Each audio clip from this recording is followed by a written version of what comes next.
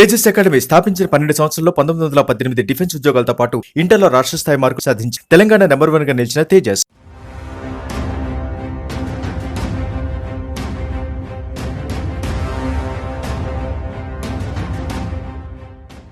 ప్రస్తుతం మనం శ్రీరామ జన్మభూమి అయినటువంటి అయోధ్యలో ఉన్నాం.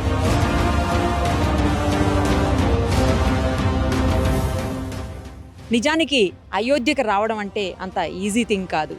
కానీ కేవలం సుమన్ టీవీ ప్రేక్షకుల కోసం రామమందిర నిర్మాణాన్ని మీకు చూపించాలి అన్న ఉద్దేశంతో ఇంత దూరం సుమన్ టీవీ వచ్చింది.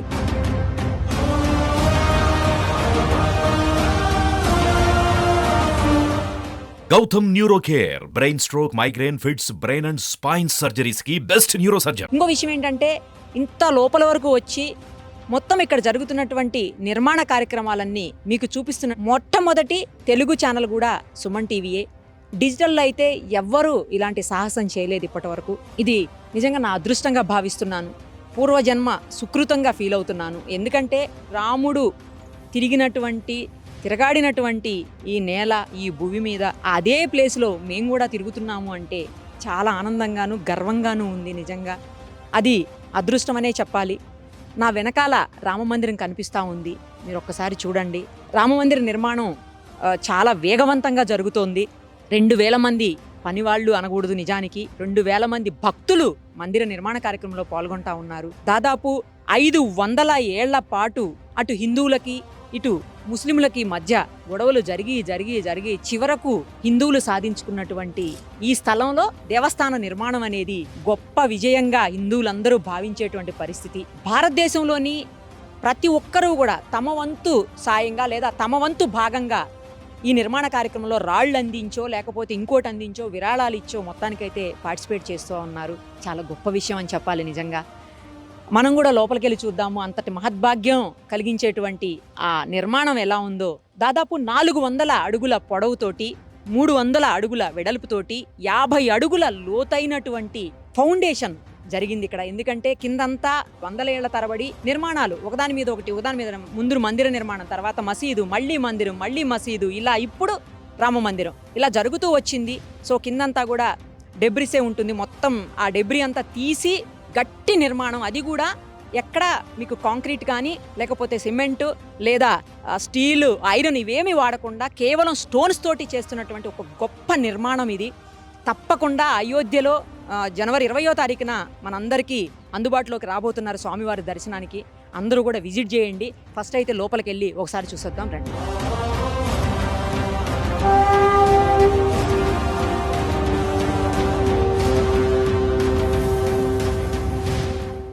ప్రస్తుతం మనతో పాటు ఉన్నారు central VHP joint secretary Koteswara Sharma గారు. ఆయనతో మాట్లాడదాం ఒక్కసారి. రామ మందిర నిర్మాణంలో ఆయనది కూడా ప్రధాన పాత్ర ఉంది. నిర్మాణానికి సంబంధించి అలాగే మందిరానికి సంబంధించి స్పెషాలిటీస్ అన్నీ కూడా ఆయన అడిగి తెలుసుకుందాం.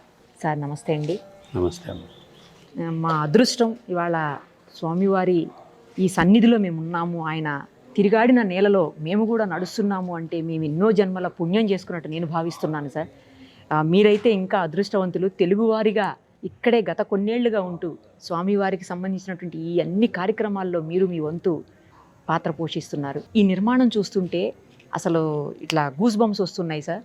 కింద 50 అడుగుల లోతు వరకు కూడా పునాదులు వేసి మరీ కన్స్ట్రక్షన్ స్టార్ట్ చేశారని, భావి తరాల్లో ఎప్పటికీ ఇది నిలిచిపోయేలాగా గొప్ప నిర్మాణాన్ని మన ప్రభుత్వం తీసుకుందని చెప్పడానికి గర్వపడాల్సిన పరిస్థితి ఉంది సార్. నిజంగా ఒక్కసారి వివరాలు చెప్పరా సార్ ప్లీజ్ మా కోసం. దేవాలయ విముక్తి కోసం అని చెప్పిన 500 సంవత్సరాల పోరాటం జరిగింది సార్. సుమారుగా 495-96 సంవత్సరాల పోరాటంలో చివరికి విజయాన్ని హిందూ సమాజం సాధించింది. 1984 సంవత్సరంలో విశ్వ హిందూ పరిషత్కి దేశంలోని ధర్మాచార్యులందరూ కలిసి శ్రీరామ జన్మభూమి విముక్తికి సంబంధించిన పోరాటాన్ని ఇప్పటి వరకు ఉత్తరప్రదేశ్ ప్రజలు, అయోధ్య సాధు సన్యాసులు నిర్వహిస్తూ వచ్చారు. ఇక నుంచి మీరు నిర్వహించవలసింది అనేటువంటి బాధ్యతను అప్పగించినటువంటి ధర్మిల.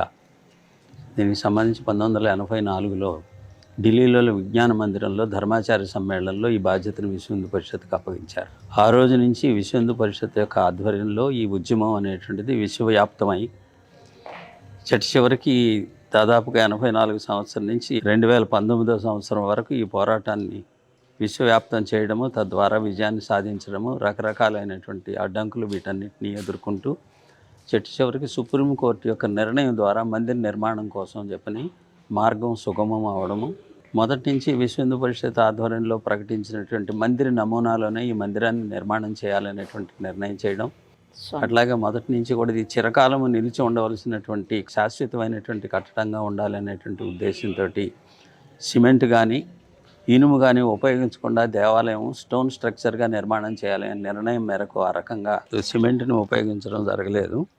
ప్రత్యేకమైనటువంటి మెటీరియల్ తయారు చేసి దాన్ని ఆధారంగా ఈ పునాది వేసుకురావడం అనేటువంటి జరిగింది. ఈ డెబ్రిస్ కారణంగా దీనికి లోడ్ బేరింగ్ స్ట్రెంగ్త్ ఉండదు అని అనేటువంటి ఎక్స్పర్ట్స్ చెప్పడంతో దాన్ని మొత్తాన్ని కూడా తొలగించి ప్రత్యేకంగా పునాది నిర్మాణం చేయాలన్నారు. కాబట్టి ఆ రకంగా దీన్ని 400 అడుగులు పొడవు, 300 అడుగులు ఎడల్పు, 50 అడుగుల లోతు నుంచి మట్టిని తీసేసి తిరిగి దీన్ని మళ్ళీ ఒక ప్రత్యేకమైనటువంటి ఒక బండరాయిలాగా ఈ పునాది నిర్మాణం చేయడం జరిగింది. దానిపైన ఈ దేవాలయం యొక్క నిర్మాణం. ఈ పునాది పైన 22 అడుగులు ఎత్తున గ్రానైట్ తోటి పీఠం, ఈ పీఠం పైన దేవాలయం యొక్క స్తంభాలు, దేవాలయం సూపర్ స్ట్రక్చర్ అనేటువంటిది నిర్మాణం జరుగుతుంది. దీనికి కావాల్సినటువంటి శిల్పాలని 1990 సంవత్సరం నుంచి అయోధ్యలోను, రాజస్థాన్లోను కూడా శిల్పాలు చెక్కే పని ప్రారంభించాం.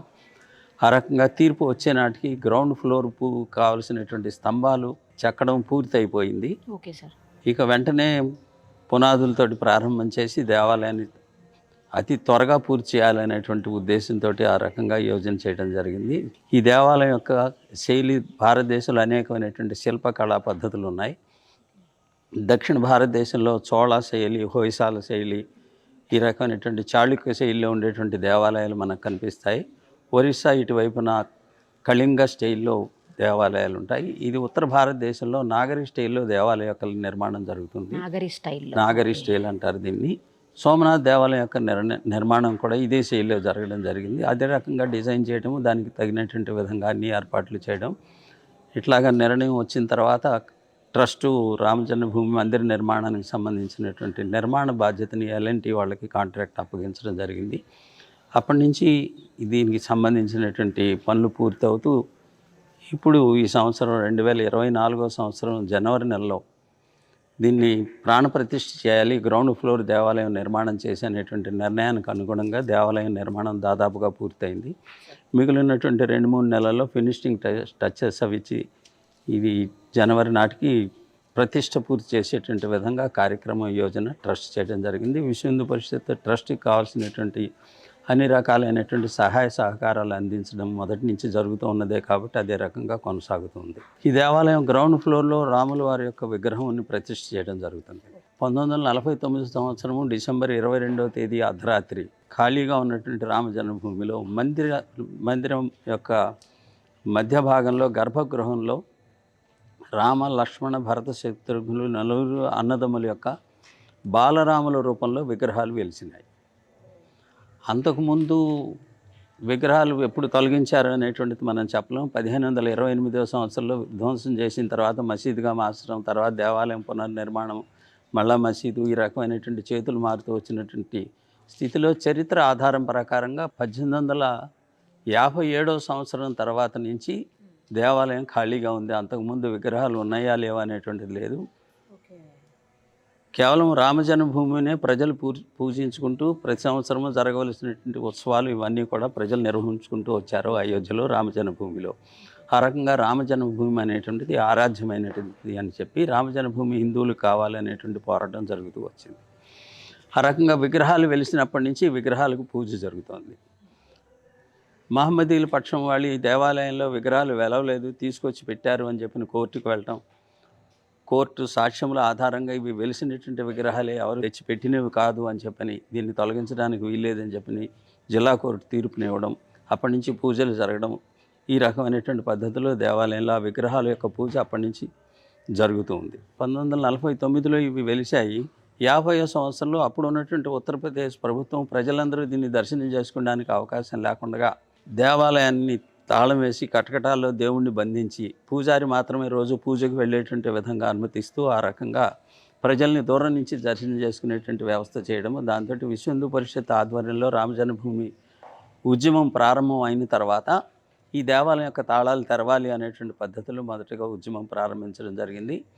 ఆ రకంగా 1986 సంవత్సరం ఫిబ్రవరి నెలలో కోర్టు తీర్పు ద్వారా తాళాలు తొలగించడము, అప్పటి నుంచి ప్రత్యక్షంగా దర్శనం చేసుకోవడము, దానికి సంబంధించినటువంటి సెక్యూరిటీ అరేంజ్మెంట్స్, కటకటాలు, ఇవన్నీ క్యూ లైన్, వీటన్నిటి ద్వారా దాదాపుగా 1 కిలోమీటర్ క్యూలో అటు ఇటు తిరుగుతూ దర్శనం చేసుకోవడం, ఒక 50 అడుగుల దూరం నుంచి దర్శనం చేసుకునేటువంటి స్థితి కొనసాగుతూ వచ్చింది 86 నుంచి.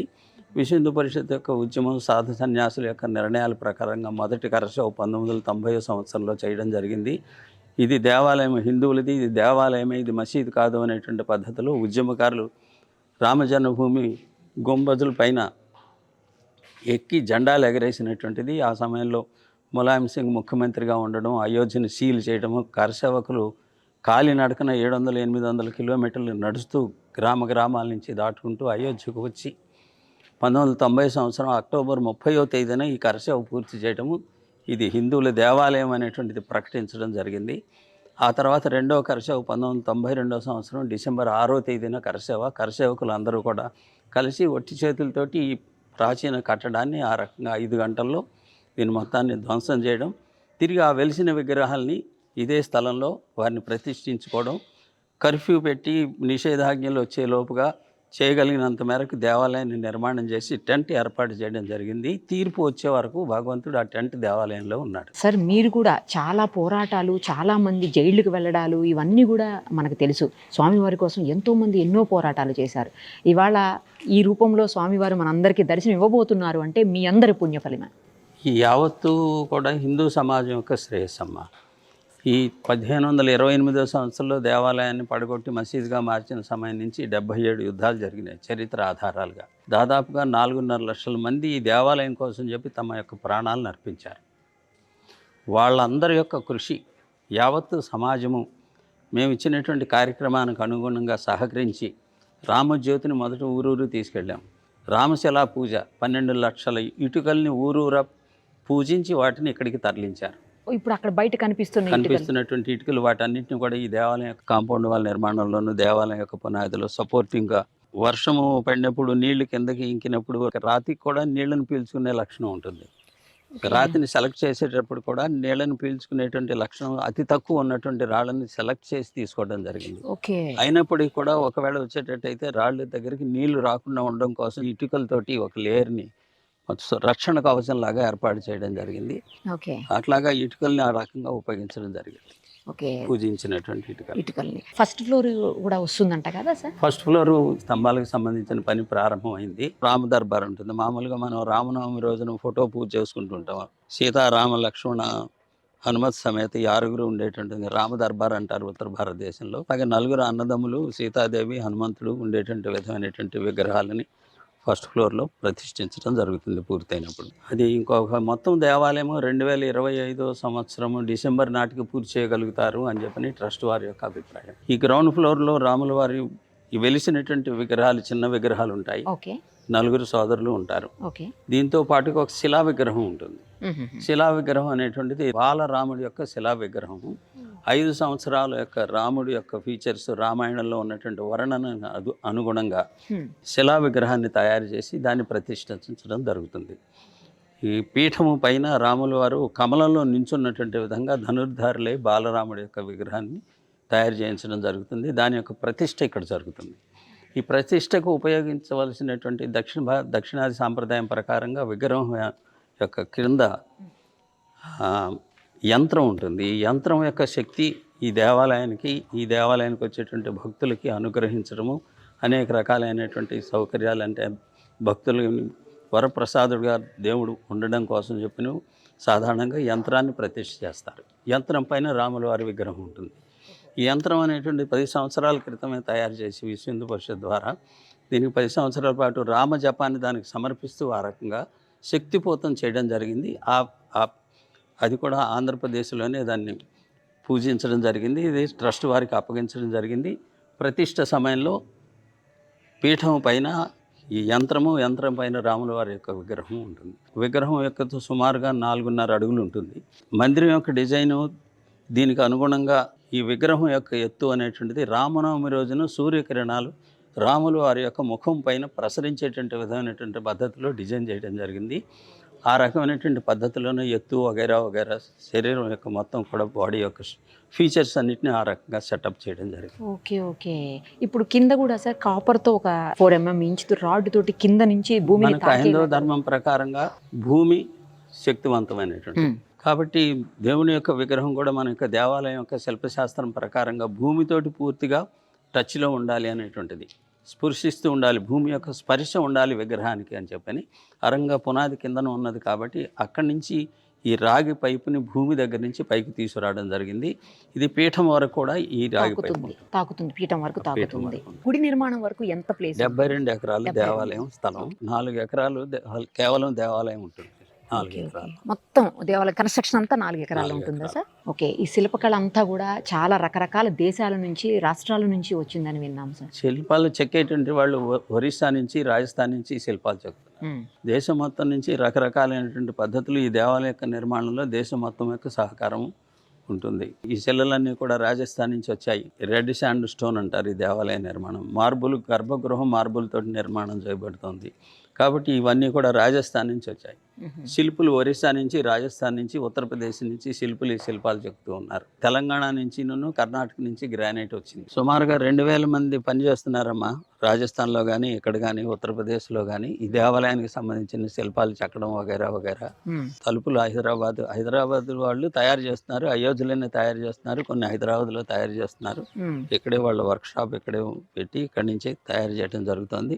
గర్భగుడికి అవసరమైనటువంటి తలుపులు పూర్తి అయిపోయినాయి అనేటువంటిది సమాచారం. ఎవరు చేస్తున్నారు సార్ ఇవన్నీ? హైదరాబాద్కి సంబంధించినటువంటి అనురాధ టింబర్ ఓకే అనేటువంటి వాళ్ళకి అప్పగించడం జరిగింది. వాళ్ళకి ఈ దేవాలయాలకు సంబంధించిన ద్వారాలు తయారు చేయటము, ప్రతి దేవాలయానికి ప్రముఖమైనటువంటి దేవాలయాలకి వాళ్ళు తయారు చేసి ఇచ్చేటువంటి వాళ్ళ యొక్క పరంపర. అదే రకంలో వాళ్ళు రామ జన్మభూమిని అప్రోచ్ అవ్వడం, ఇట్లాగా మేము దేవాలయాలకి తలుపులు ఇచ్చేటువంటి ఆ అలవాటు ఉన్నది, లేదా ఆ గౌరవాన్ని మేము పొందుతున్నాం. మాకు కూడా ఈ దేవాలయానికి కూడా అలాగే తలుపులు సమర్పించాలని ఉన్నది అని అన్నప్పుడు ముందుగా వాళ్ళకి మీరు ఒక మోడల్ తయారు చేసి తీసుకురండి అని చెప్పడం జరిగింది. ఒక 8 అడుగులు పొడవు ఉండేటువంటి మోడల్ వాళ్ళు తయారు తీసుకొచ్చి ఈ 2 సంవత్సరాల క్రితం ఈ రామనవమి రోజున వాళ్ళు దీన్ని ఇక్కడ తీసుకొచ్చి దాన్ని ఏర్పాటు చేయడం జరిగింది. ఈ రకంగా ఈ దేవాలయ యొక్క నిర్మాణంలో ఒక్కొక్క విభాగము ఒక్కొక్క ప్రాంతానికి సంబంధించిన వాళ్ళు నిర్వహిస్తున్నటువంటి విధంగా ఆ రకంగా యావత్ భారతదేశం ఈ యొక్క దేవాలయం యొక్క నిర్మాణంలో పాల్గొంటుంది అనేటువంటిది అది ఒక ఆదర్శమైనటువంటి ఒక సమరసతకి సంబంధించినటువంటి అంశంగా మేము భావిస్తున్నాం. Thank you sir, thank you so much. Thank you, ధన్యవాదాలు. Thank you so